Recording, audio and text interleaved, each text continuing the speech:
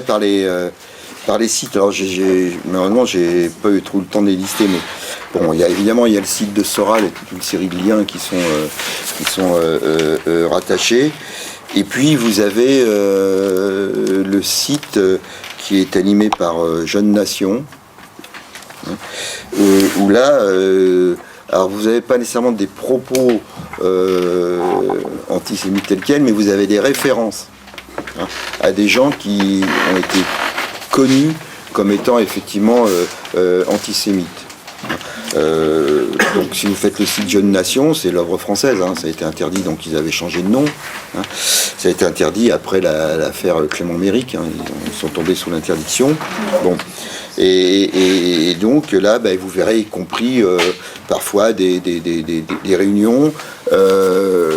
L'œuvre française publie de temps en temps des affiches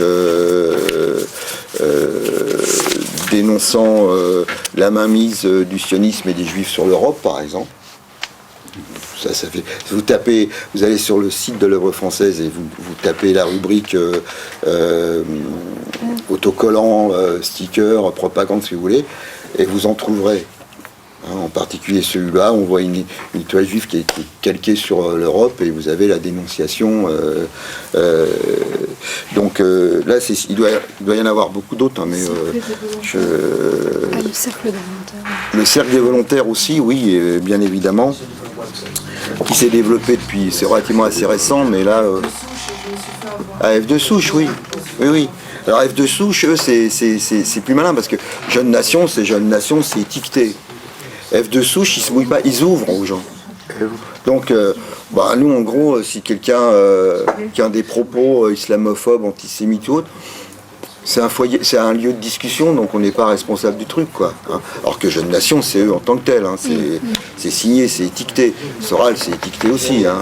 Eux, c'est à la limite beaucoup plus dangereux, si vous voulez. Un site comme F de souche ou Français de souche ou même parfois François de souche, ça dépend des appellations. D'ailleurs, l'ancien responsable du site maintenant travaille dans une mairie Front National, responsable de la communication. Voilà, donc vous voyez les liens, on en parlait plus ou moins tout à l'heure. Bon. Alors ensuite, pour reprendre, alors, sur la question du Front populaire, donc on a effectivement une remontée à ce moment-là de l'antisémitisme. Pourquoi ? Parce qu'on considère que le Front populaire est un succès des Juifs et que là on a vraiment à l'œuvre l'entreprise de déstabilisation, rêvée depuis très longtemps par les Juifs, mais qui peuvent effectivement l'appliquer parce qu'ils sont aux manettes du gouvernement. Donc c'est pour ça qu'on a une telle propagande antisémite, sur Léon Blum évidemment, mais en plus, ils sont effectivement arrivés à leur fin. Et on a, même si les communistes ne sont pas au gouvernement, on a là le complot judéo-bolchevique qui s'applique dans sa totalité, avec ce qu'eux appellent aussi l'anti-France, qui est donc au poste de commande. Donc c'est ce qui explique toutes les attaques contre Léon Blum, contre d'autres membres du gouvernement ou proches du gouvernement, qui va jusqu'à l'appel au meurtre.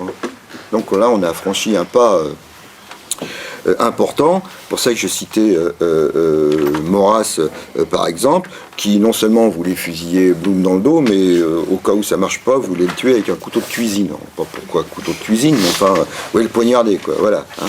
Donc, on a Xavier Vallat, il le dit bien. C'est maintenant, il n'y a plus de constitution française, il n'y a plus de loi française, c'est le Talmud, qui est au poste de commande et qui inspire donc la politique de la France. On a cette remontée-là autour des ça sera 1940, ça sera la revanche en gros des battus, et comme les battus du Front populaire arrivent, évidemment ils vont régler leur compte à ceux qui sont considérés comme étant les responsables de la faillite. Donc, en l'occurrence, le gouvernement du Front populaire et les juifs. Hein. Alors, sur l'antisémitisme et l'antisionisme, bon, alors là, on a un certain nombre de gens en France. Bon, parmi les principaux, on va retrouver Maurice Bardèche. Maurice Bardèche qui publiait une revue qui s'appelait Défense de l'Occident, dans laquelle bon nombre de gens qui ont fait carrière à l'extrême droite ou dans d'autres mouvements après de la droite classique, hein, pouvaient s'épancher. Je pense à Gérard Longuet, par exemple. Voilà. Hein. Vous avez des photos de Gérard Longuet à la tribune, juste à côté de Pierre Sidoz, derrière la banderole du mouvement Occident. Voilà. Hein. Donc, on a Duprat, et puis on a Bardèche, et surtout Duprat. Duprat, d'ailleurs, qui collabore à la revue, et c'est lui, en fait. Hein. C'est lui qui va... alors, deux choses. À la fois développer dans ses publications à lui des attaques antisémites, se réclamer de l'antisionisme. Il va monter un éphémère comité de soutien à la lutte du peuple palestinien, mais en gros ils étaient 3-4, voilà, bon, c'est tout, c'était une coquille vide de la part de Duprat, hein. Donc il va amener sur le devant de nouveau ces théories, amener en même temps les théories négationnistes. Il apparaît comme le théoricien de l'extrême droite à la fin des années 60 et dans les années 70. Hein, François Duprat,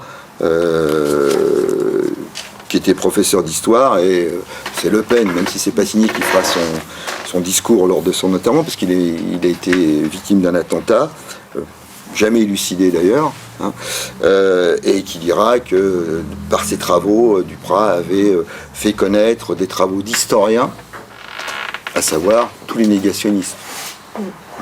Il va rendre un hommage très très appuyé, hein, et donc c'est ces deux-là essentiellement. Hein. On a dans Défense de l'Occident, au moment des différents conflits, 6 jours et Kippour, des articles là, hein, qui prennent clairement position pour les Palestiniens et contre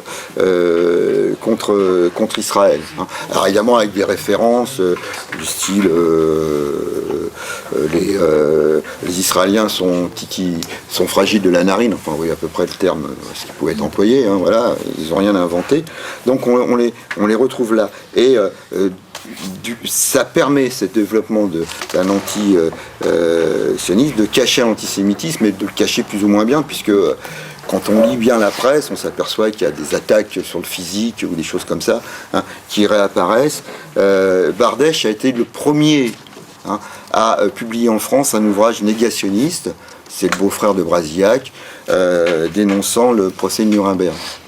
Premier, juste dans l'immédiat après-guerre. Et ça a été une des figures notoires, hein, du fascisme. Lui-même se revendiquait comme Duprat du fascisme en France dans ces années-là. Hein. Donc alors maintenant évidemment on a des héritiers. Tout à l'heure, je sais plus qui me parlait de Châtillon.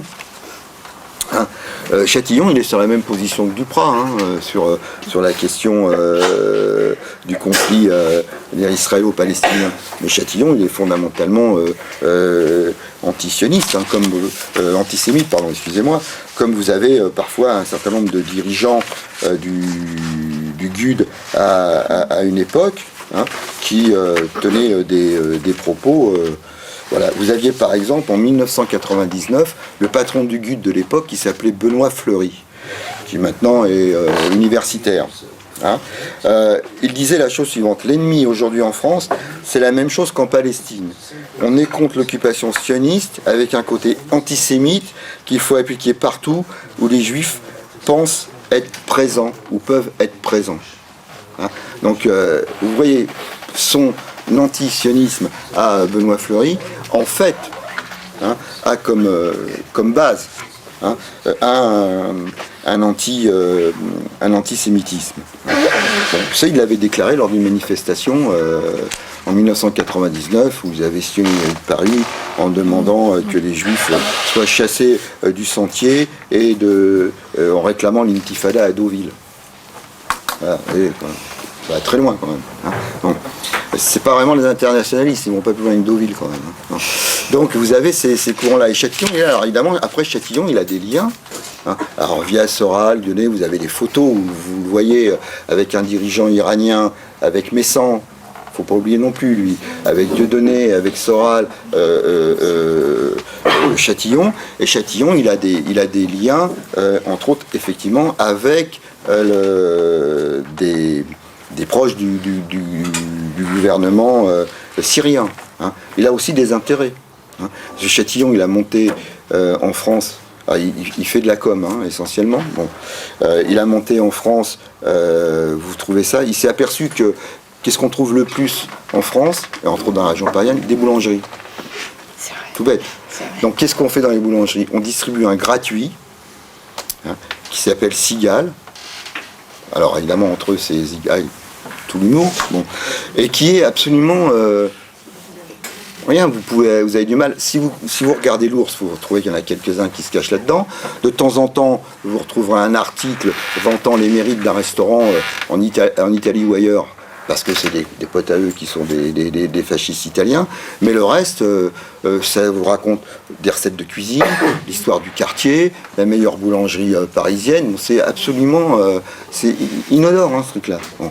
Et il touche beaucoup de gens, et en même temps, ils avaient, dans certaines boulangeries, un circuit télévisuel. Hein, la même chose. Ça vous donnait l'histoire du Saint du jour, l'histoire d'un quartier parisien, la meilleure brioche à Paris. Bon. Or, ça leur faisait, effectivement, c'était un moyen de faire du fric. Et il a monté, je ne sais pas où il en est actuellement, hein, il avait monté exactement le même genre de truc en Syrie, dans les territoires, évidemment, qui étaient contrôlés par le gouvernement syrien. Donc il a des liens, bon, mais qui ne sont pas uniquement des liens économiques, parce qu'à mon avis, il doit rendre parfois les autorités, avec ses contacts, des bons et loyaux services. Hein. Bon, je pense qu'il a un carnet d'adresses et qu'il est connu, comme on dit, des services de renseignement. Il avait fait la même chose avec l'Iran. Hein. Bon, c'est quelqu'un qui a un gros carnet d'adresses et qui peut être utile. Bon. Alors on a Châtillon et on a aussi celui qui était l'intellectuel d'Eskine, hein, c'est-à-dire Serge Ayoub, hein, qui est sur la même ligne. Hein, je dis intellectuel d'Eskine parce qu'il a une maîtrise d'histoire. Voilà. Serge Ayoub, voilà, Libatskin, voilà, hein, qui avait monté un mouvement qui lui aussi a été interdit à la suite de l'affaire Clément Méric, oui, qui était troisième voie, légionnaire, enfin bon, il avait plusieurs succursales, et qui est sur la même ligne que Châtillon. Hein, sur la question de antisionisme et antisémitisme. Donc vous avez bon, Ayoub, il représente plus que lui-même hein, maintenant, mais il est présent partout. Il y a une réunion, vous le retrouverez. Il s'est fait interviewer par Dieudonné. Bon, puis il a un autre coup, il va interviewer Dieudonné. Je te renvoie l'ascenseur. Vous voyez, sur cette histoire du complot, par exemple, sur l'histoire du mariage pour tous, Dieudonné, il a fait une déclaration hein, où il explique qu'il est contre la question du mariage pour tous, parce que c'est pour saper les bases mêmes de la société française, et c'est encore à la manœuvre des Juifs. Il y a le complot. Voilà. Bon, Ayoub, la manif pour tous et compagnie, c'était pas nécessairement sa tasse de thé, mais il pense qu'il y a quand même à la manœuvre, sur un certain nombre de points, les Juifs qui sont là. Donc on a des liens entre Châtillon. Alors Châtillon, officiellement, il n'est pas au Front National. Hein. Il s'occupe de la com du Front National. Il n'est pas membre du Front National, officiellement. D'ailleurs, moi j'avais eu l'occasion de discuter avec Louis Alliot, qui aimerait quand même bien se passer un peu de ses services de temps en temps, parce que ça plombe un peu quand même. Hein, Frédéric Châtillon. Frédéric Châtillon, il est membre de Jeanne, qui est une structure... Non, il n'est pas membre de Jeanne. Non, c'est son copain, c'est Lousteau. Alors, vous savez, la manière dont ça fonctionne, c'est quand c'est pas un, c'est l'autre. Hein, vous savez, ils ont des sociétés. Alors il y a lui, il y a Lousteau, il y a Péninck, par exemple. Donc vous allez avoir une société, le patron c'est Châtillon, les associés, c'est Péninck et Lousteau. Vous allez en avoir une autre, le patron, c'est Lousteau, les associés, c'est les deux autres, et ainsi de suite. C'est comme ça que ça fonctionne. C'est Lousteau qui était le patron de Jeanne, qui d'ailleurs est un ancien du GUD et qui maintenant est élu conseiller régional d'Île-de-France. Hein, voilà. Et Chatillon, lui, il a des liens avec toute la mouvance fasciste italienne. Quand Marine Le Pen est allée en Italie, elle a rencontré la veuve de l'ancien dirigeant fasciste italien, et elle avait comme porteur de valise et garde du corps Frédéric Chatillon. Voilà, donc c'est quelqu'un qui a un réseau de relations développé, hein, donc qui peut être utile. Il peut être utile. Mais en n'étant pas membre officiellement du Front National, ça leur permet parfois de dire bon, c'est Frédéric Chatillon qui a fait ça, c'est pas nous, quoi. Voilà. Alors c'est sûr qu'il a des divergences sur la question israélienne avec Marine Le Pen, hein. Ça c'est une évidence. Hein, alors vous pouvez être antisémite au Front National tant que vous ne le faites pas savoir. Vous pouvez être néo-nazi au Front National tant que vous ne le faites pas savoir.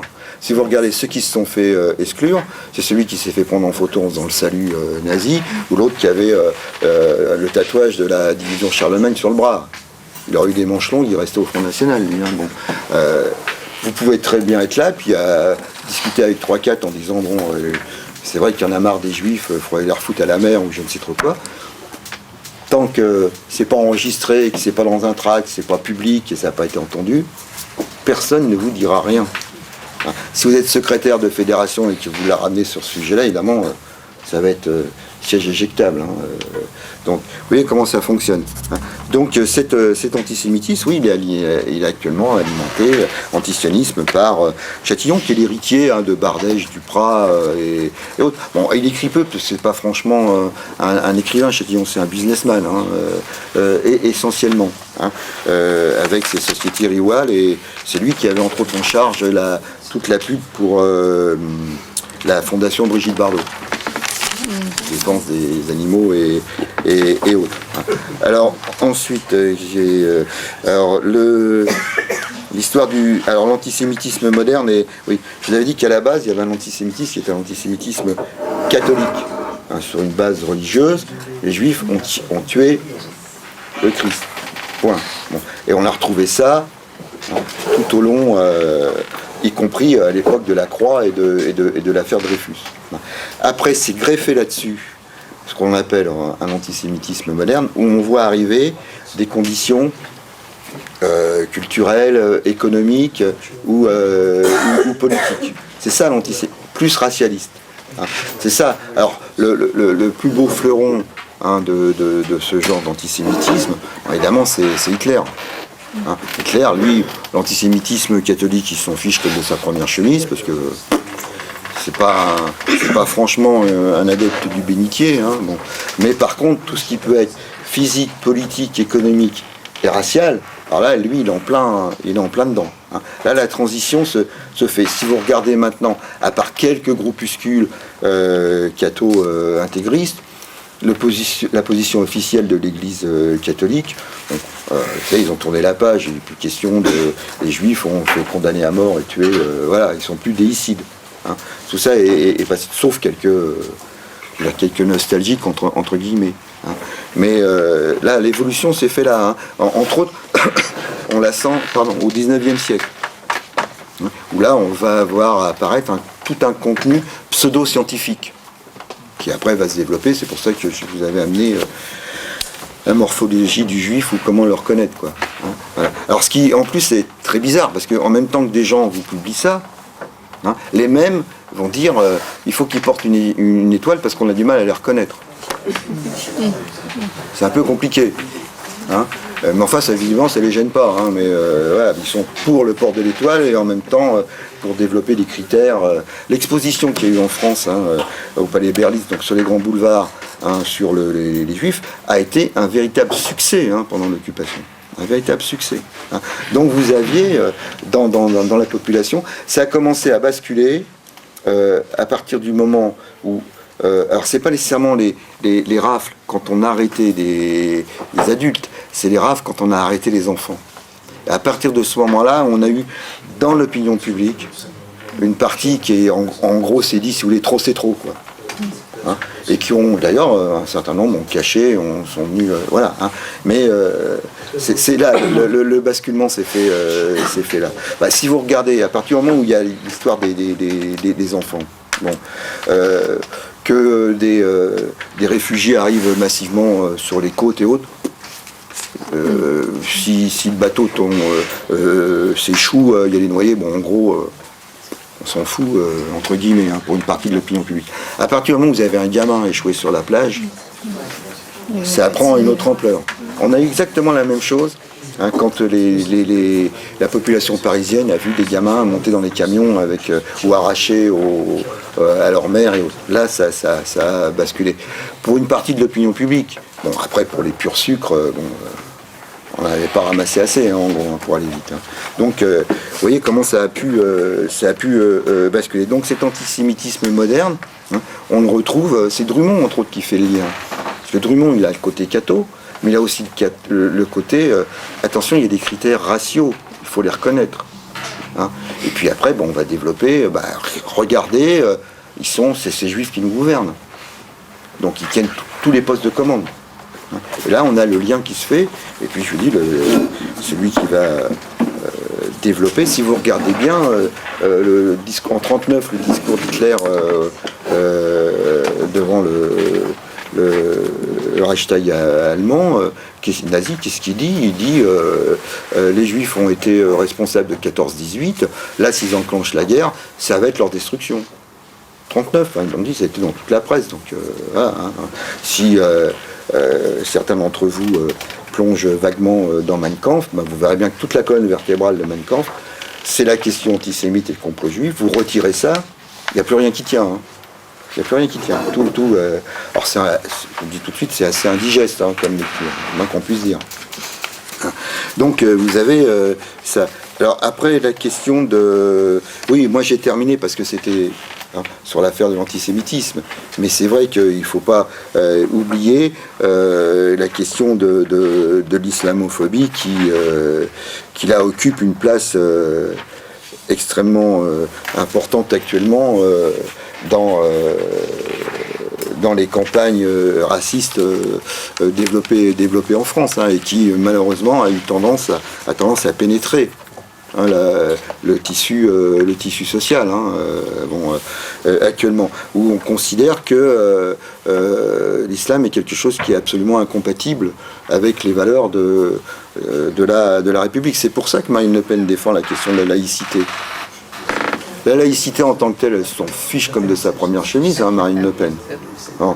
Sauf que ça lui permet d'être l'angle d'attaque pour dénoncer le péril qui est à nos portes, voire même qui a eu tendance à franchir nos portes, si on a su bien, hein, qui est donc ce fléau qui arrive, qui est l'islam.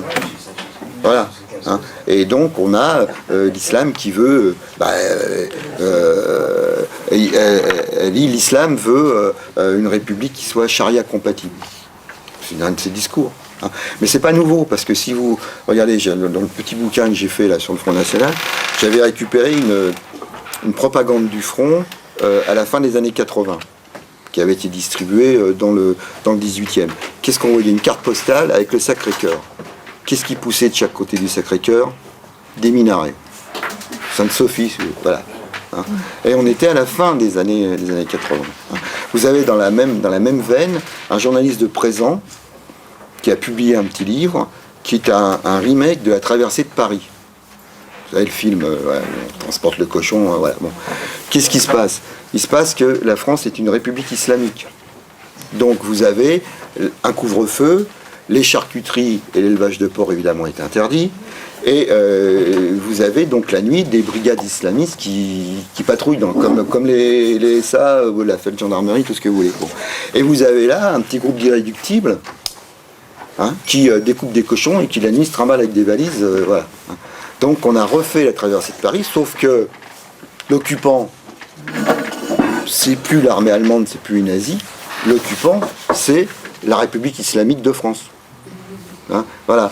Donc c'est pour ça que Marine Le Pen utilise, comme Bruno Maigret ou comme d'autres, le terme d'occupation.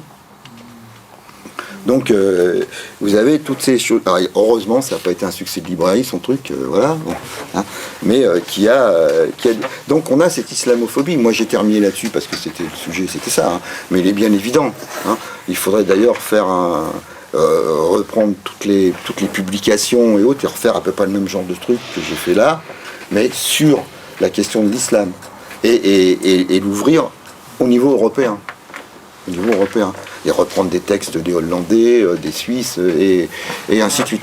De ripostes laïques aussi, hein, que j'ai oublié dans l'affaire, parce que dans l'islamophobie, les postes laïques occupent une place extrêmement importante, bon, en lien avec les Suisses, en lien avec les identitaires français. Bon, les identitaires français, qui eux sont, pour certains, liés au Front National, se sont lancés dans la distribution de soupe aux cochons pour les SDF. Donc automatiquement, un SDF qui est musulman, ben, il ne va pas aller manger de la soupe aux cochons. Voilà. Et c'est très compliqué parce que quand il y a eu des cas, par exemple à Nice, où il y a eu une espèce de journée des associations, ils se sont mis là-dedans. Bon, comment voulez-vous les contrer ou les virer, pour parler clairement? Les gens ne vont pas comprendre pourquoi vous allez dégager un stand où vous avez des jeunes bien mis sur eux qui distribuent à manger à des pauvres SDF.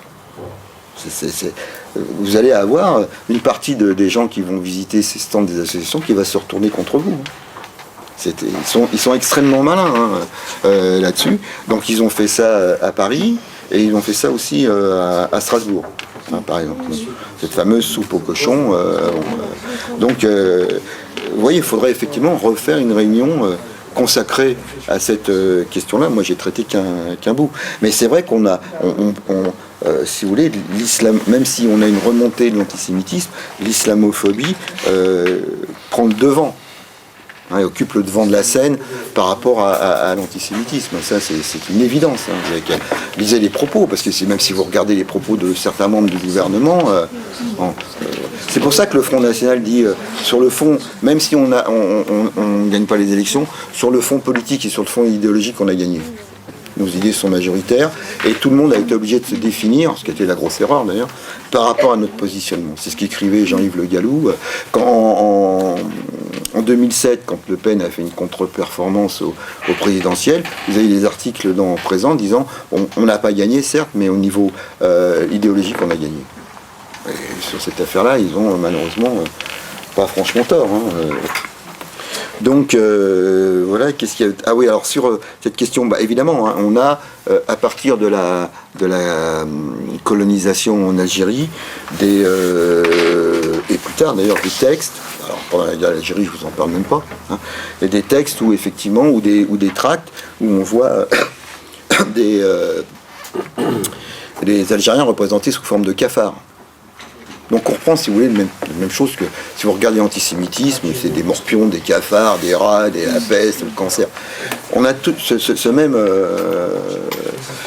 type de vocabulaire et de comparaison, mais qu'on applique. Il y a plein de textes là-dessus, hein, ou de tracts plus exactement, qui ont été publiés dans des Siles, par exemple, a sorti des ouvrages sur la question coloniale et autres, et à l'intérieur, vous verrez des tracts destinés à la population, pied noir en l'occurrence, ou voire même algérienne, dénonçant le FLN et présentés sous forme de cafards, de criquets qui va tout détruire et tout manger. Donc vous avez ça. Hein, bon.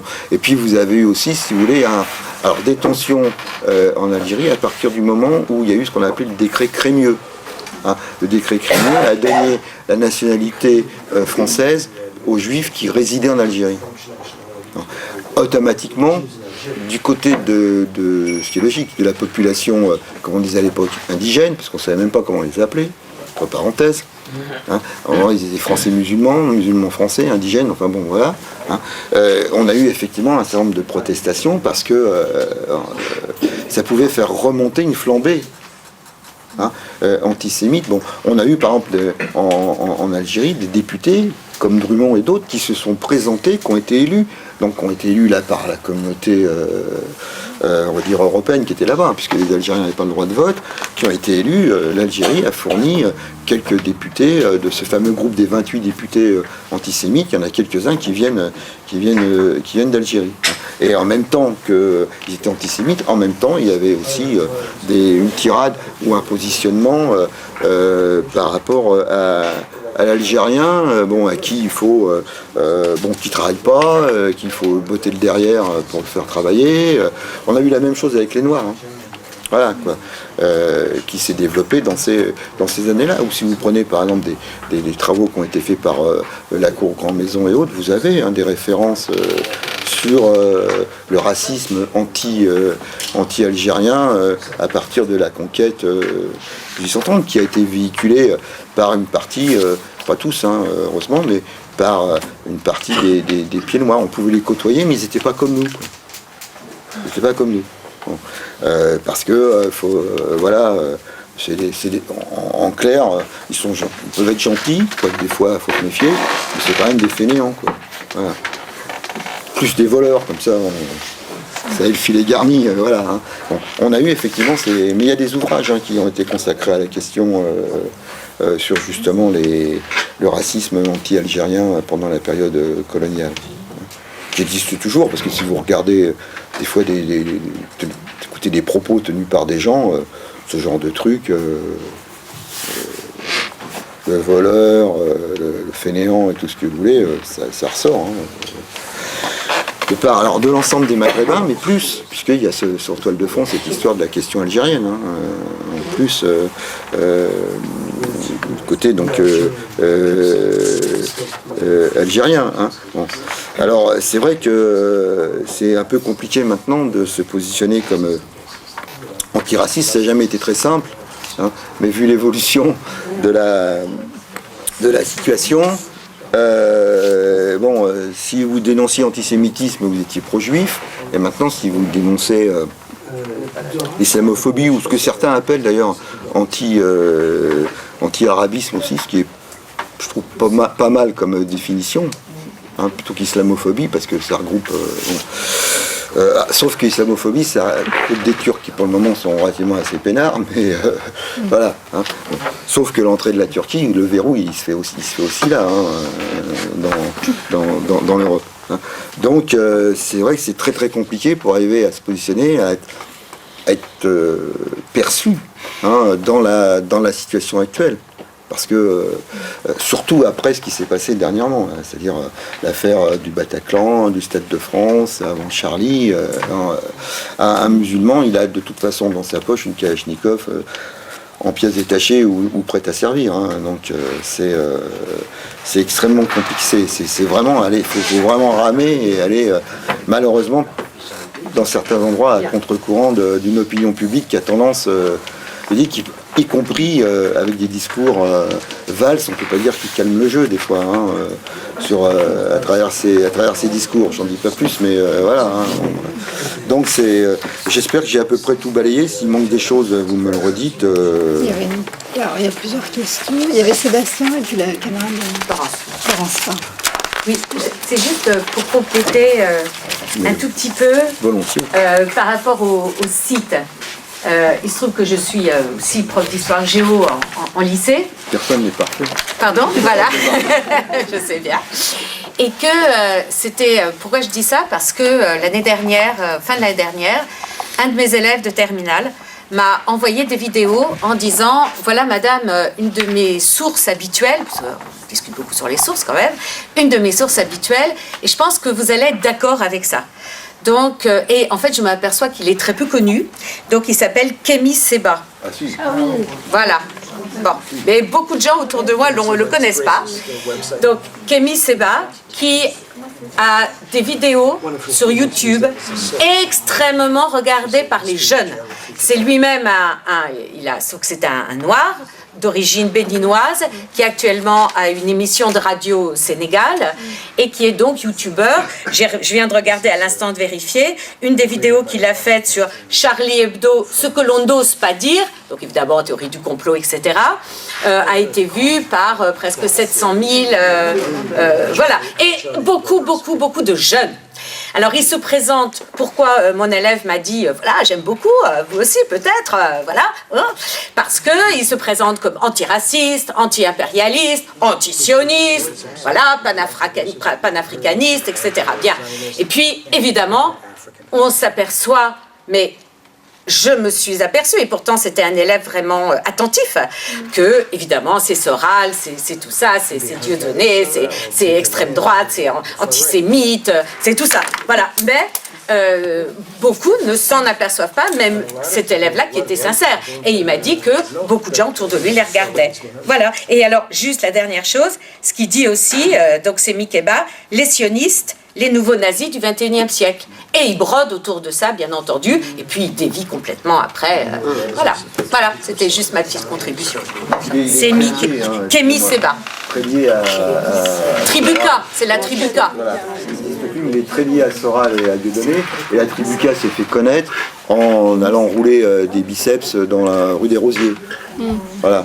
Il n'y avait personne, parce qu'autrement ils auraient pris une danse, mais voilà, c'est ça son truc. Mais effectivement, il se présente aussi comme panafricaniste, et il a fait des manifestations à Paris avec Soral, Dieudonné, et je sais pas exactement quels sont leurs rapports, parce que c'est toujours très compliqué entre eux, un coup je t'aime plus, enfin bon, chacun a un nombril surdimensionné, donc c'est difficile. Mais effectivement, ils ont été très liés à un moment donné, lui, et bon, maintenant il s'est installé à l'étranger, n'est-ce pas ? Au Sénégal. Voilà, d'ailleurs, où il a une certaine notoriété, parce que qu'est-ce qu'il a monté ? Il a monté des cours de rattrapage scolaire, des choses comme ça, donc il fait du social, hein. Donc il a une certaine notoriété, peut-être auprès de gens d'ailleurs qui lisent même pas ce que raconte Kémy Séba, parce que ils ont d'autres préoccupations plus terre à terre que ce que fait Kémy Séba, mais effectivement, il a la Tribuca, qui maintenant n'existe plus, s'est fait connaître, ou en défense, par exemple, aussi, comme Dieudonné d'ailleurs, hein, du fameux gang des barbares. Voilà. Kémy Séba a une position, hein, pour défendre donc, le chef du gang des barbares. Libre, Agoravox, Alter Info, toujours la dimension alternative, hein. Le réseau Voltaire, Novo Press, les identitaires. qui connaît le plus, dans lequel il y a Joe Le Corbeau là, qui fait des caricatures qui n'ont rien à envier à celles effectivement du 19e et des années 30. Petite liste, mais c'est vrai que sur le site de la Horde, il y a notamment des choses beaucoup plus approfondies, parce que ce sont des gens qui viennent notamment dans les manifs progressistes, de gauche, syndicales, et qui parfois piègent aussi des camarades dans ces manifestations. Juste, la Horde, c'est incontournable, hein. C'est un des meilleurs sites qui existent actuellement sur la connaissance de l'extrême droite, hein. Actuellement, on fait... Alors, sur tout ce qui est connaissance de l'extrême droite en général, vous avez la Horde. Si vous voulez plutôt avoir des choses plus monde du travail, syndicaliste, ou voire gestion des mairies par le front, vous allez sur le site qui s'appelle Visa. Oui. Une hein. Et là, vous aurez, ils viennent de sortir d'ailleurs, publié par l'édition Sileps, auquel j'ai l'honneur, la joie d'appartenir, une petite plaquette sur la gestion. La gestion des mairies par le Front National. C'est Vigilance Initiative Syndicale Anti. Voilà. Denis qui... Ouais, attends, il y avait le... Attends, juste Denis, excuse-moi, parce qu'il y avait le collègue, le Oui, camarade. deux petites choses. Bon, Juste après. Toutes ces informations. Deux choses, juste peut-être insister un peu sur la question qu'avait relevée la camarade, que vous avez repris, sur les racismes du colonialisme en Algérie. Et je pense que en conclusion, c'est pas seulement parler d'un racisme qui a été lié au colonialisme, sinon que ce que vous appelez l'antisémitisme moderne a ses racines dans la pensée et l'idéologie colonialiste. C'est-à-dire que c'est des choses qui viennent comme l'islamophobie actuelle, qui sont des dérivés. Et l'autre chose, c'était remarquer que si bien il y a toutes ces manifestations antisémites que plusieurs personnes, et vous en premier, avez relevées dans une certaine presse, mais qui reste relativement confidentielle. Et moi, je pense qu'il faut être aussi alerte face à des manifestations qui sont dans un journal des grands publics et liées les événements que vous avez rappelés de Charlie, et une caricature de Charlie qui, si ça avait été d'un teneur antisémite, ça n'aurait jamais pu être publié dans un journal des grands publics. Et je vais parler de la caricature sur Aylan, que je ne sais pas si vous êtes tous au courant, et où il y a les dessins du petit Aylan à la plage, et le texte dit qui serait devenu le petit Aylan s'il avait survécu, et il y a une caricature, tripoteur de fesses en Allemagne. Oui, oui, oui. C'est inconcevable. C'est-à-dire que ça passe. C'est-à-dire que ce journal n'a pas été attaqué par personne. Et cette caricature, je connais beaucoup de gens qui sont au courant de ce qui se passe, qui ne sont pas au courant de ça. Ça n'a pas provoqué un scandale majeur, alors que ça aurait dû. Si ça avait été du côté antisémite, ça aurait explosé. Ça j'en suis certain. Ah oui, oui. Ça, là-dessus, il y a un accord. Et personne ne s'est retourné. Hein. Ah ouais, c'est incroyable. Justice, rien. Ça veut dire que Rhys, il fait très très fort. Ah oui. Hein. Lui, depuis qu'il est arrivé à la direction, il y a un certain nombre de textes ou de dessins. Mais là, ça a dépassé les bords. Ah oui, en plus, oui. on prend quelqu'un qui existe ou qui a existé, la famille qui existe. C'est pas une caricature abstraite comme Mahomet ou Jésus. Ça prise l'illégalité aussi. Pour moi, ça tombe sous le coup d'une plainte. Hein. Bah oui, Le problème, c'est que personne l'utilisation porte en plainte, plus. quoi. Mais ça tombe absolument. Moi, je comprends pas pourquoi des associations, je sais pas, le MRAP ou d'autres, hein, je parle du MRAP. Quoi. Non, personne ils ne se sont pas retournés contre ce truc-là, quoi. C'est quand même leur boulot. Ou les droits de l'homme ou autre, c'est leur boulot. Oui, c'est incroyable. C'est toujours la même question, c'est que Charlie explique que c'est pas du premier degré, c'est qu'ils mettent en scène. Oui, mais voilà. Les racistes. Oui, mais c'est un humour entre guillemets difficile à manier. Hein. Oui, d'accord, enfin bon, c'est eux ce qu'ils disent. Oui. Il y avait Denis qui s'est inscrit et puis il y a Inès aussi. Alors vas-y, Denis. Pardon. Moteur de recherche et le parti antisioniste aussi, le PAS, qui en plus, d'ailleurs, titre du 13 février, sioniste, naziste, les deux faces d'une même médaille. Alors il y a des choses, les croyants ne se concernent que devant Dieu, puis tac, à chaque fois, ils font une obsession sur l'antisionisme, le machin. Et dans les moteurs de recherche, il y a des jeunes qui vont chercher antisionisme, ils tombent sur eux, qui sont liés effectivement à Dieudonné, Soral, etc. Et c'est une source malheureusement de confusionnisme important, parce qu'antisionisme, BDS, etc. Et les gens vont chercher des renseignements. Alors c'est un site épouvantablement négationniste et autres. Donc eux, ils tombent, ils attirent pas mal. Parce qu'il y a aussi des choses sur les croyants ne se prosternent que devant Dieu, il y a des musulmans donc ils peuvent attirer la frange musulmane antisioniste qui essaie de rechercher. Et ils sont très bien faits, ils ont des gros moyens.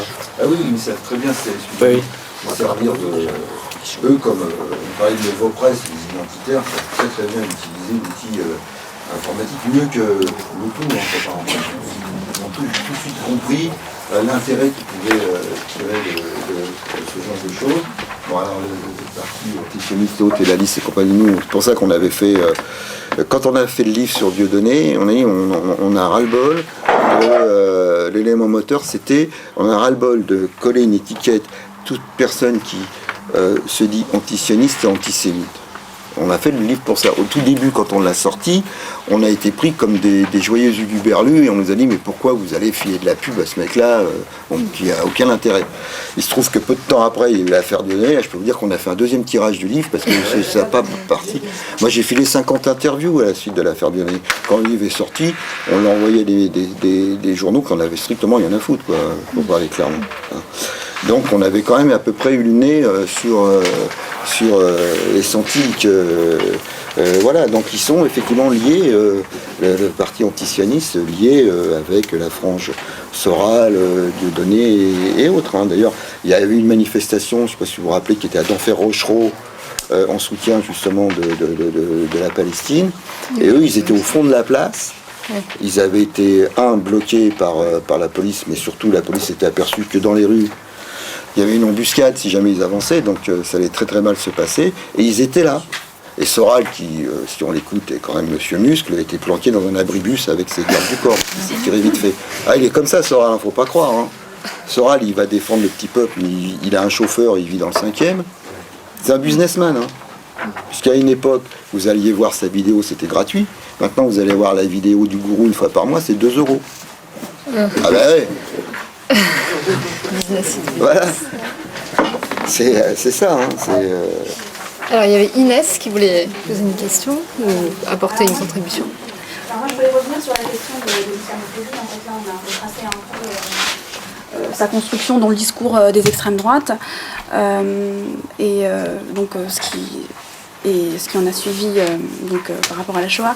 Mais je pense qu'aujourd'hui, ce qu'il faudrait rappeler, en fait, c'est que l'islamophobie est aujourd'hui structurelle, en fait. Et je pense qu'il faudrait réfléchir là-dessus, c'est qu'elle n'est plus juste dans le discours des extrêmes droites, mais elle est devenue institutionnalisée, légitimée, utilisée par le gouvernement. Je pense notamment à tous les débats qui ont eu lieu depuis plus de 15 ans sur la fixation sur le halal, sur le voile à l'école, la burqa, et aujourd'hui, encore d'actualité, la déchéance de la nationalité et les assignations à résidence.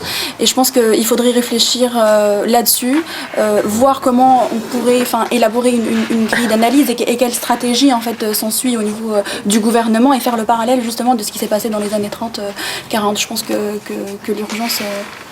Par rapport à ça et aussi pour répondre à votre juste on peut dire que le choix d'antisémitisme pour cette formation, c'était pas le choix de traiter un type de racisme par rapport à d'autres, mais c'était un choix un peu stratégique par rapport à la campagne BDS, qui est souvent face accusée, voilà exactement, avec un espèce de mélange entre l'antisémitisme et l'antisionisme. Et c'est vrai que stratégiquement, on est nombreux à penser qu'on a un peu intérêt à travailler sur cette question-là. C'est juste pour dire qu'on balaye pas du tout d'un revers et on n'a pas moins travaillé sur la question de l'islamophobie, parce que je suis tout à fait d'accord avec tout ce qui a été dit là-dessus. Simplement, je pense que c'était aussi pour faire le lien avec BDS. Ce que tu disais très bien, c'est que aujourd'hui, en fait, la différence et la confusion antisionisme-antisémitisme, elle est principalement, relayée par les partis fascistes et d'extrême droite, et du coup cette différence-là qui pénètre aussi un peu toute la société, et le but de BDS c'est de faire une campagne de masse, donc du coup la différence c'est à nous de la marquer, je pense, aujourd'hui c'est à nous, puisque en face on ne le fait pas du tout, c'est à nous dans la campagne BDS de dire voilà, la différence nous on la donne, donc on se démarque clairement de tous ces courants antisémites, et c'était aussi, cette formation-là elle va dans ce sens-là, d'essayer de travailler à ça progressivement, et du coup d'avoir des arguments en disant, cet après-midi je pense qu'on va parler avec Naomi plus sur la notion d'antisionisme, et du coup c'est à nous d'essayer d'expliquer, de populariser, d'être pédagogique sur cette différence-là, pour derrière gagner sur BDS France aussi l'opinion publique, parce que principalement aujourd'hui ce qu'on nous reproche c'est ça, et d'ailleurs c'est l'argument super facile, que ce soit le CRIF, le BN, CVA, je sais plus dans quel sens c'est, et du coup qui a un peu écouté là-dessus. Donc voilà, et aussi pour un truc un peu plus concret, il y a eu beaucoup de sites là qui ont été donnés, des sites liés à l'extrême droite. Je propose qu'on en fasse la synthèse. Moi je veux bien aussi, en allant sur les sites dont on a parlé, sur Visa, sur la Horde, d'essayer de faire une liste, et après qu'on puisse aussi faire évoluer chacun, c'est-à-dire que quand on va qu'on se rend compte qu'on est atterri sur un site avec des liens bizarres et tout, qu'on dise sur la liste BDS France, voilà, ça faut pas y aller, et puis que petit à petit on ait comme ça une liste de sites sur lesquels on ne va pas relayer l'info, parce qu'on se retrouve nous aussi des fois un peu piégés avec ces trucs-là où on relaie sur nos Facebook des trucs comme ça, et donc ce travail-là, je pense qu'on peut le faire en tant que militant, où chacun peut rapporter. Là, on en a déjà listé pas mal, donc voilà. Il y en a un certain nombre, là, j'ajoute, là, y compris là, ici, à avoir été interviewés, malgré nous, par des sites antisémites. C'était des gens qui se sont présentés comme des petits médias de banlieue, Hein, donc moi ça m'est arrivé, j'ai répondu à l'interview, tout ça, et 6 mois après j'ai découvert que c'était dans un site antisémite. Non, vous avez Ah pardon, vas-y. Mais il y avait, alors excuse-moi, parce qu'il y avait, du coup, il y avait Fatou qui voulait intervenir, et après on... Je voulais revenir rapidement sur... en fait, je me suis inscrite à cette formation parce que j'avais vraiment besoin de comprendre. Ça fait pas longtemps que je suis militante. Par rapport... Ah d'accord. Ça fait pas longtemps que je suis militante, donc c'est pour ça que j'ai voulu faire cette formation aujourd'hui. Je voulais revenir sur le site Parti Antisioniste, parce que moi c'est un site que j'apprécie, notamment parce que par rapport à tout ce qui se passe aujourd'hui, notamment par rapport à l'islamophobie, ça m'a beaucoup aidé de voir comment l'Algérie réagissait par rapport à tout ça, étant d'origine algérienne. Et donc, je voulais, voilà, je trouve, je l'ai noté. Voilà, je l'ai noté parce que pour moi, ça me semble trop important. J'ai vraiment besoin de l'apprendre. Surtout que je vais passer au tribunal au mois de mars à Perpignan, parce qu'on a fait une action militante à Carrefour, et il y a une de mes amies qui avait un drapeau algérien et qu'on voulait faire une photo pour BDS Algérie. Et de là, c'est vraiment parti en vrille avec les policiers. On est tombé sur nous sommes tombés sur 2 policiers qui étaient nostalgiques de l'Algérie française, plus en plus par rapport à la Palestine. Donc c'est vrai que je me suis fait avoir cette fois-là, mais je pense que j'ai besoin encore d'apprendre, comme beaucoup de jeunes d'entre nous encore. Et avec vous, j'apprends et je vais continuer à apprendre. Enfin voilà, j'avais besoin de le dire parce que... En tout cas, merci. Je transpire, c'est bien. Je suis surprise que personne n'ait abordé la question de la montée de l'antisémitisme en le relayant aux déclarations qui sont en les relayant avec les déclarations qui se succèdent en permanence du CRIF et les déclarations qui sont le CRIF relayé par les représentants de l'État. Le Premier ministre, Manuel Valls, est un pompier pyromane. Il est en train de jeter de l'huile sur le feu. Moi, je serais musulmane dans les quartiers. Je ne sais pas comment je réagirais. Je réagis déjà en n'étant pas musulmane, ni dans les quartiers, ni jeune.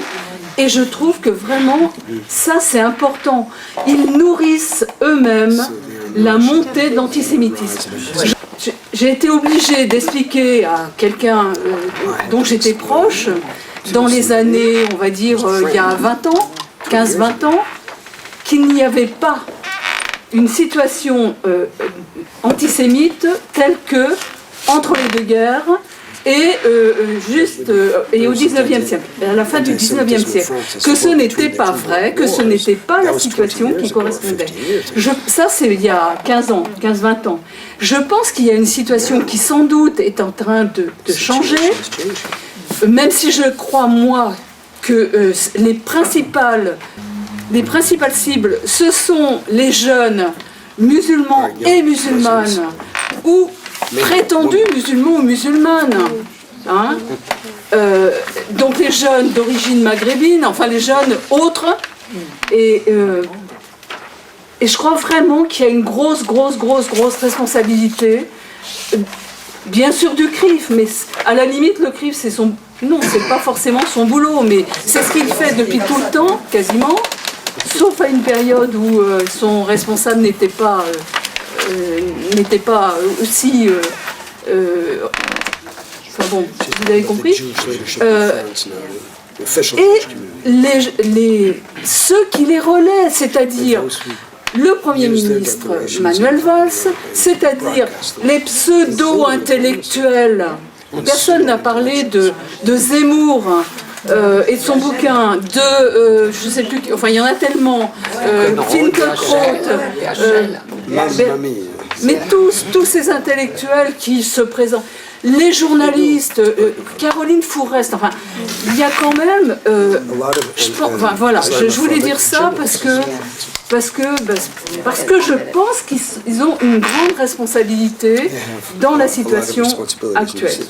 Plus, bien sûr, de prendre pour cible les militants qui sont, eux, antiracistes, qui sont déterminés dans la campagne boycott des investissements sanctions, et en ce moment, on s'en prend plein la tête.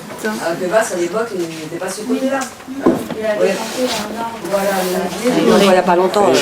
Il a planté un olivier en 93, je ne sais plus. Mais depuis qu'il s'est marié avec sa femme, il s'est converti, c'est ça de toute façon. Non, c'est lui qui a voulu devenir le candidat présidentiel du Parti Socialiste. Ça date de là. Sa femme, on s'en fout. Ça s'est fait après son mariage. Par rapport à la campagne de BDS et l'utilisation de la terminologie de antisionisme. Donc moi, personnellement, je crois que antisionisme, ça devrait être quelque chose que on utilise pour nous-mêmes. Bien sûr, on est antisioniste et on sait pourquoi on est antisioniste. Mais par rapport à la campagne BDS, moi, je préfère rester sur la terminologie de être contre les politiques d'Israël. Parce que face à l'attaque dont on est victime, partout en France, et en Italie et partout dans le monde, je crois que vraiment donner le poids, l'importance à notre action contre les politiques d'Israël, parce qu'on est contre les politiques de tous les pays qui ont commis de crimes contre l'humanité, racistes, discriminatoires et tout ça. Mais antisionisme, comme on en parle aujourd'hui, il y a beaucoup d'amalgames qui se font.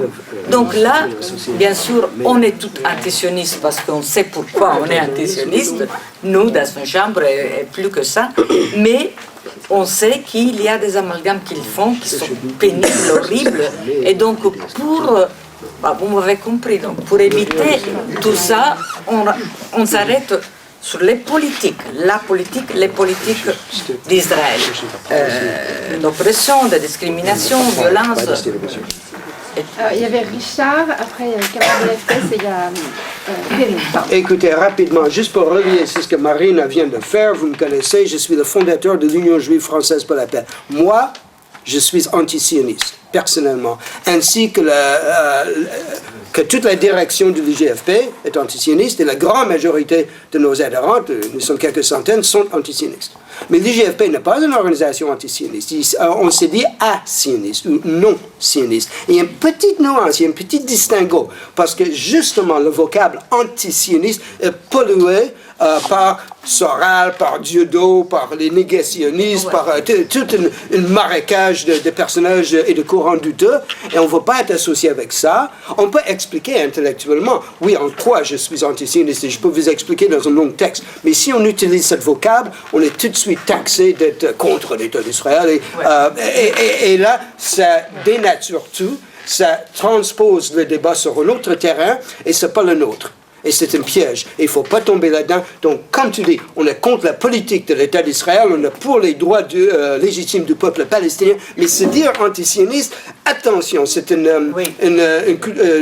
lame à double tranchant, et ce n'est pas dans l'intérêt de l'utiliser, vraiment. Oui, bien sûr, tout à fait. Même de la campagne BDS, la charte de BDS, dont on ne parle jamais, ou enfin, pas souvent, disons, ou peu souvent à mon gré. Je pense que cette charte, on peut très bien l'expliquer, la discuter entre nous et aussi aux gens avec qui on travaille, et en particulier les jeunes qui sont intéressés à participer à la campagne. C'est vraiment pas difficile à comprendre. On n'est pas obligé de revenir à un tas à beaucoup d'analyse historique, etc., etc. Ça nous est très utile, ça nous est même capital d'avoir tous ces éléments. Mais je trouve que la charte de BDS est très simple. Je croyais que je l'avais là, mais je me suis trompée, je l'ai oubliée. Et je pense qu'elle explique très clairement en quoi on est antisioniste de façon tout à fait concrète, précise, pour défendre les droits du peuple palestinien. Et c'est quelque chose auquel on ne peut pas passer à côté, justement à cause de tous les mélanges qui sont faits par le gouvernement, par les sionistes et le CRIF et compagnie. Je pense que c'est très important. C'est à discuter. Oui, moi je pense qu'on peut tout à fait discuter de l'opportunité ou non d'utiliser le terme antisionisme dans le cadre de campagne BDS par rapport à ce que disait Richard Bachman. Bon, on sait tous quand on fait les conférences Pierre Stamboul que le sionisme et l'antisémitisme se nourrissent l'un de l'autre. Bon, effectivement, vu la période actuelle, nous combattons la politique d'un État colonial dénoncé par l'ONU et les droits humains. C'est pas forcément besoin d'en retoucher dans plus antisioniste que moi tu meurs. Moi je crois que il suffit d'être un peu modéré, enfin dans les propos et les choses comme ça. Et effectivement, l'antisionisme est aujourd'hui utilisé par des antisémites et aussi instrumentalisé par Valls pour nous traiter d'antisémites, etc. Donc on a peut-être à discuter, mais on est tous antisionistes, je pense, très sereinement de ça, de ne pas utiliser ce terme-là. Moi, ça me choque pas. Ça me choque pas ce que vous dites de dire oui, effectivement, on n'a pas à mettre sans arrêt en tant que campagne BDS l'antisionisme. Sur l'islamophobie, l'autre problème qu'on a aussi, et nous on l'avait vu à Orléans, c'est que la gauche, entre guillemets, ou des partis de gauche, refusent d'utiliser ce terme et en font un préalable à toute défense d'agression islamophobe. Allez voir en ce moment-là le débat du Parti communiste français, vous avez Hélène Bidard qui vient de sortir un texte sur l'antiracisme où elle centre tout sur ne pas utiliser, elle est PCF adjointe à la mairie, elle utilise tout sur la non-utilisation. Oui.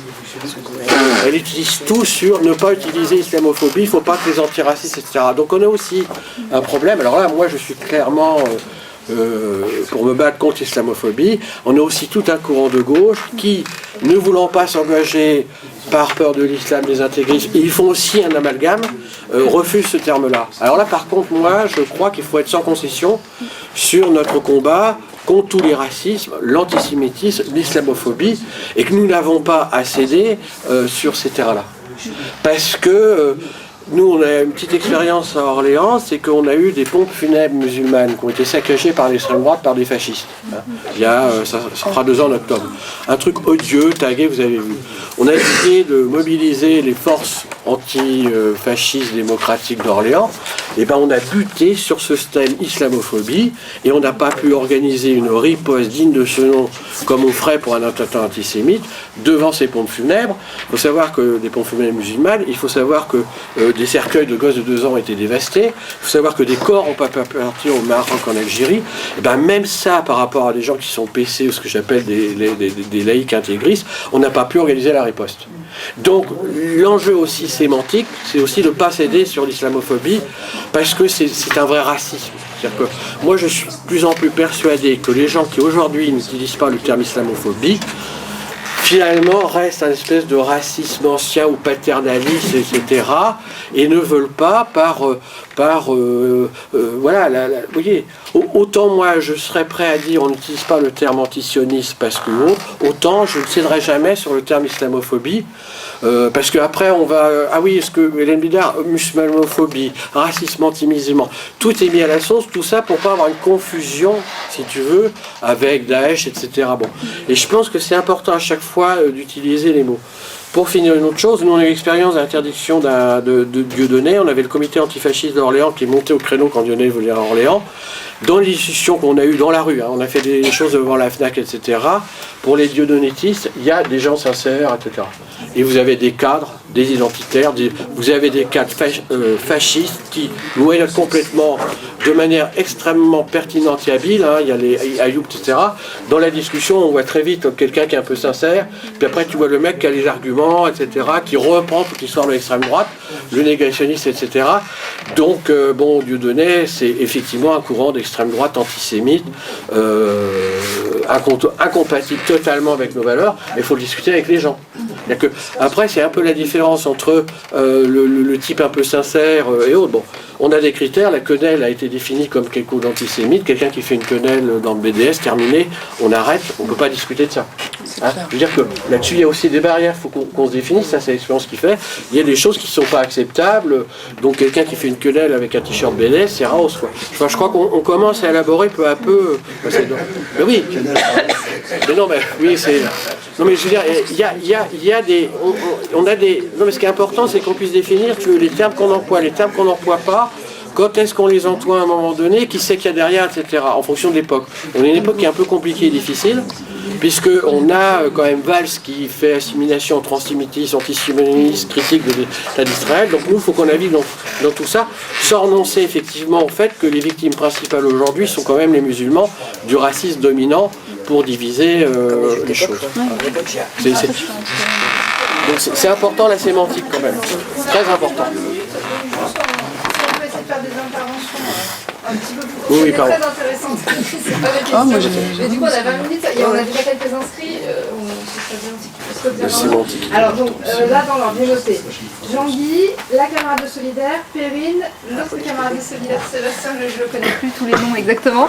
Voilà. Et puis après, s'il y en a encore, on peut dire qu'on prend un dernier tour d'inscription sur ton intervention. Et puis, de toute façon, cet après-midi, on aura le temps de revenir aussi avec l'exposé de Naomi et de rediscuter. Ouais.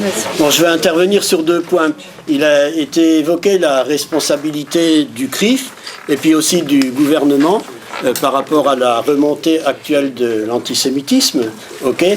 Et je pense en même temps que c'est important de distinguer entre ces 2 courants, parce que ce que je veux dire par là, c'est que personne n'oblige le gouvernement français à soutenir le CRIF. Le gouvernement français a sa propre responsabilité. Si on amalgame le CRIF et le gouvernement français, on finit par tomber dans le cliché que c'est les juifs qui dirigent tout. Non, il faut bien marquer la responsabilité spécifique du gouvernement français. Il ne faut pas tomber à notre tour dans certains amalgames un peu classiques, que c'est le CRIF qui dirige la France. Il faut faire attention. Hein, voilà. Et le deuxième point sur lequel je veux intervenir, c'est que ça me paraît important, tout comme Perrine l'a dit, de se battre pour la liberté d'exprimer qu'on est antisioniste. Bon, moi, ça m'arrive de faire des interventions contre la politique d'Israël sans prononcer les mots sionistes ou antisionistes, et ça m'arrive aussi de prononcer ces mots-là. Mais quoi qu'il en soit, les gens qui se disent antisionistes, l'antisionisme étant considéré comme étant la forme particulière du colonialisme contre le peuple palestinien, eh bien ça c'est un droit qu'il faut absolument protéger. Parce que si on ne protège pas ce droit, si on ne se bat pas contre l'amalgame entre antisionisme et antisémitisme, à ce moment-là, quelque part, on protège le maccarthisme du gouvernement, de Valls, tout ça. Alors, après, si on rentre dans cette logique-là, faudrait pas se dire antisioniste. Après, il ne faut pas trop critiquer l'État d'Israël. Où est-ce qu'on va? C'est un engrenage qu'il faut absolument refuser. Voilà. Alors, après, il y avait la camarade de Solidaire. Un petit peu plus fort. Laisse-toi pas fort. Je n'entends rien. Juste pour dire que moi aussi je suis venue aujourd'hui pour en savoir un peu plus, concrètement. Donc j'imagine pas qu'on puisse faire l'économie justement d'expliquer les termes. Ça c'est très important. Et de les replacer historiquement, c'est vraiment très très important. D'où les questions tout à l'heure aussi sur effectivement au sein du Front populaire par exemple, dans cette période historique, est-ce qu'il y avait identification de l'antisémitisme tel qu'on s'en parle aujourd'hui par exemple. Et puis à côté de ça, ne pas faire l'économie aussi de la manière dont les extrêmes droites abordent ces termes-là, à leur manière, parce que ça fait partie de notre connaissance et ce dont on a besoin. Moi, je me dis qu'après, les termes, malheureusement, sont mouvants, puisqu'on voit bien que les visages de l'extrême droite bougent. Et effectivement, ils bougent assez vite. Donc du coup, ça nous oblige à chaque fois à essayer effectivement de nous adapter aux termes. Moi, ce que je voulais dire, c'est que, pour rebondir sur plusieurs interventions, c'est qu'en fait, j'ai l'impression qu'au-delà du débat sur la terminologie, la rhétorique, là-dessus, il me semble qu'il manque, enfin voilà, c'est un point de vue, justement des parallèles et des points en commun de ces différentes formes de xénophobie. Parce que, concrètement, quand on parle effectivement de ce que le colonialisme a créé, de ce que l'antisémitisme a créé, de ce que, effectivement, un certain nombre de racismes ont comme conséquence, on oublie la question de comment créer des ponts, notamment pour expliquer aux jeunes générations que ce qu'on retrouve, ce qu'on connaît de l'antisémitisme et de ses conséquences, on le retrouve effectivement dans la façon de voir l'indigène musulman en Algérie et on le retrouve effectivement dans la façon de voir le musulman aujourd'hui. Donc il y a des mécanismes, des schémas, des modèles qui sont reproduits. C'est là-dessus qu'il faudrait qu'on insiste aussi dans les combats qu'on mène tous là, voilà, dans notre militantisme. Oui, enfin très rapide, puisque Jean-Guy a développé déjà ce point. Enfin, moi, je voulais dire qu'on n'a pas le droit de dire que maintenant c'est un principe. C'est un petit peu ça que j'ai compris tout à l'heure, qu'on ne doit pas parler d'antisémitisme. Après, il y a façon et façon de l'expliquer, de pouvoir l'expliquer. L'antisionisme, pardon, excusez-moi.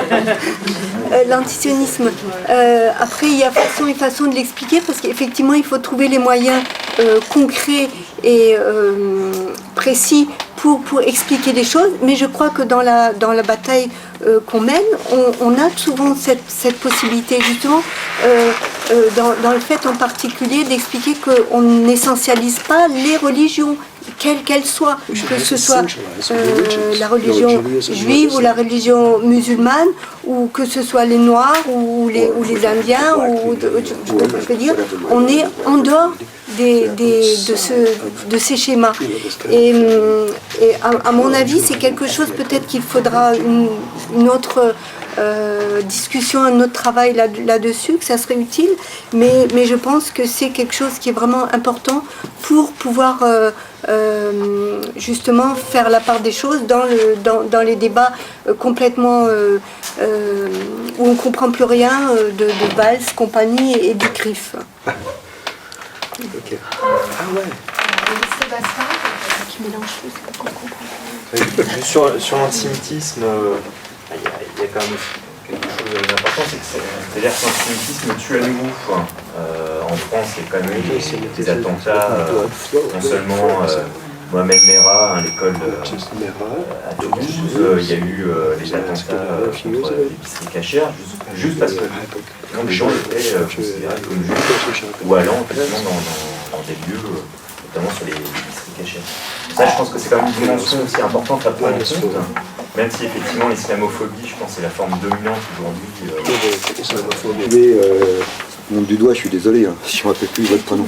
Voilà, le questionnement, effectivement, c'est le genre de débat et de choses auxquelles il faut répondre, bien évidemment. Sur effectivement le parti antisioniste et la liste antisionisme, nous on avait démêlé les chevaux, et effectivement quand on avait sorti que derrière il y a eu du financement qui venait de l'Iran, Soral avait fait le mort, et quelques temps après il a reconnu effectivement que c'est pas la première fois, l'Iran avait payé un catalogue des éditions Ogmios, qui était une maison une librairie négationniste, fasciste et autres. Donc c'est pas la première fois qu'on a ce genre de choses. Alors le problème de Soral, c'est qu'il ne récupère pas que des ouvrages antisémites, mais il peut récupérer, qui sont tombés dans les publics, des classiques, liés, liés à, on va dire entre guillemets, la question juive ou l'analyse, qui peuvent être intéressantes, qui lui permettent de dire, vous voyez, vous m'accusez, mais regardez, moi je publie un tel, regardez sa position, alors, et vous venez m'embêter par rapport à Drummond, voilà. Donc il est très très très très malin là-dessus. Alors l'intervention, c'était le petit plus que je voulais faire, donc merci. Voilà. Mais c'est vrai qu'on a...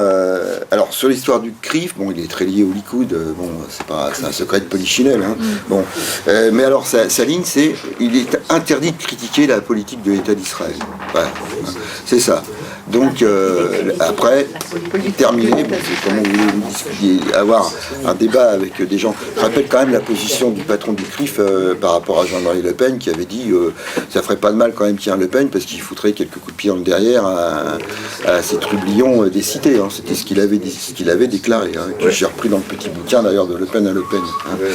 Donc, et puis il y a aussi alors le rôle des médias, alors dans différents domaines. Bon, c'est vrai que Finkielkraut qui gueule en disant on n'est jamais invité, il occupe quand même tous les plateaux de télé. Pour quelqu'un qui n'est jamais invité, bon, on fait mieux. Et je suis désolé, mais quand on entend le discours de Finkielkraut sur certains points, des fois je l'écoute et je me dis, mais il a fabriqué combien d'antisémites à la minute, quoi. C'est redoutable, hein, quand vous l'entendez. La même chose, il vous dénie le droit d'avoir une position critique. Alors le seul truc où il avait vaguement reculé, c'est visiblement il a dû lire un compte-rendu ou lire le bouquin de Dieudonné. Il s'est aperçu qu'il y avait effectivement des gens qui pouvaient se réclamer de l'antisionisme mais qui n'étaient pas antisémites. Ça n'a pas duré longtemps, mais bon, il avait fait un petit truc en disant effectivement, voilà, c'est plus compliqué que ça. Hein. Et alors Zemmour, il y a Bruckner aussi. Hein, bon. Alors vous avez tout ce courant qu'on appelle, il y a un ouvrage qui vient de sortir fait par les sociologues, les néo-réacs. Les néo-réacs, voilà, vous les retrouverez là-dedans. Et puis du côté, alors on va dire islamophobie, il ne faut pas oublier quand même Houellebecq. Hein. Ouais. Bon. Pignon sur rue quand même, hein. Pignon sur rue. Et quand moi j'entends des journalistes dire oh mais c'est en gros c'est un roman, j'ai envie de leur dire d'accord c'est un roman, mais alors pourquoi vous allez critiquer Céline parce que Bagatelle pour un massacre ça pouvait être un roman aussi, hein. Voilà.